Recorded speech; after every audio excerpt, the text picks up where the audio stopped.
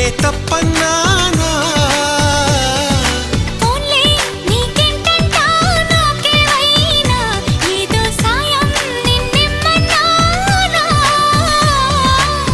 వలపంటే నిప్పు లాంటిది కలకాలం దాచలేనిది సలహా విని ఒప్పుకోవే ఇక